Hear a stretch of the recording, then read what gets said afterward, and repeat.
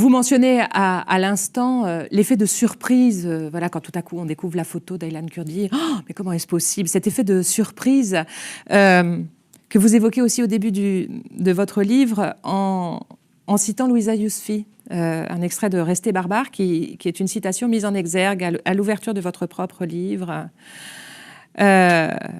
Croyait-il vraiment, écrit Louisa Yousfi, croyait-il vraiment, les Blancs, que leurs espaces-temps ne se croiseraient jamais, qu'à force de marcher les yeux fermés, ils ne rencontreraient pas un de ces fantômes prêts à leur faire la paix?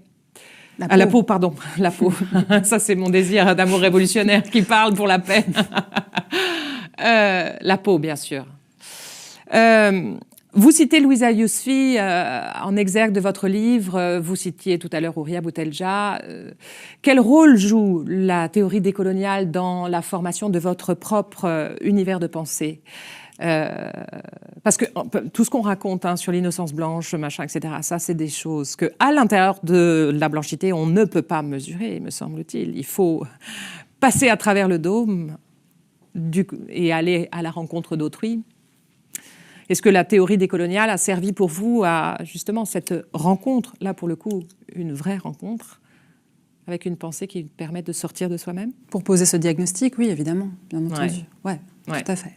Avec, c'est vrai, le parti pris effectivement, de mener un diagnostic sur nous-mêmes.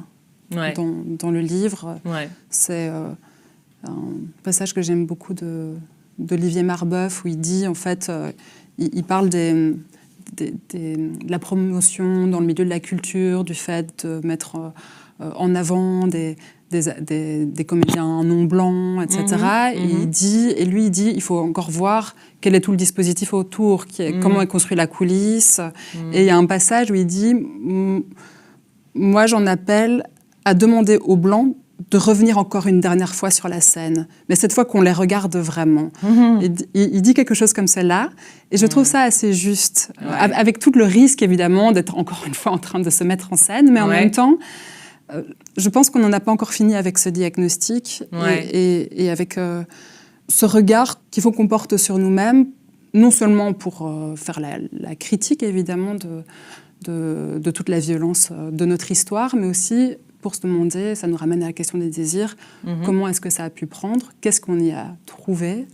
Et ça, c'est effectivement quelque chose que je dois notamment à Houria Boutelja, parce que donc il y a toute cette idée d'une innocence blanche, mais comme manière d'y répondre et comme manière de lire cette situation, il y a ce mode de lecture qui passe justement par des pratiques de non-innocence, c'est-à-dire dépeindre une situation, poser un diagnostic d'une manière qui nous engage en fait vis-à-vis de cette situation, qui ne nous permet pas de nous tenir à l'écart et de regarder cette situation comme si elle n'était pas la nôtre.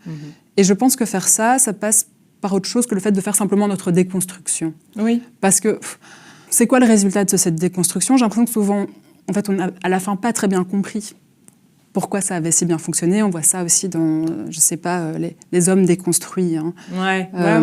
Voilà.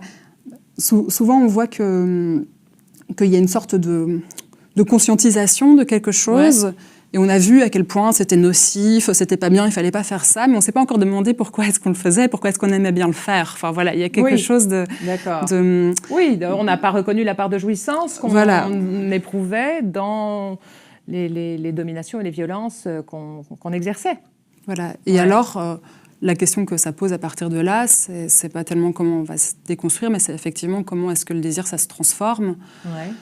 Et aussi, quelle est la multiplicité des histoires désirantes qui nous traversent. Et c'est là que je pense parce que ça sert à rien de se projeter dans une autre scène désirante qui serait pas la nôtre, ou de spéculer une espèce d'altérité.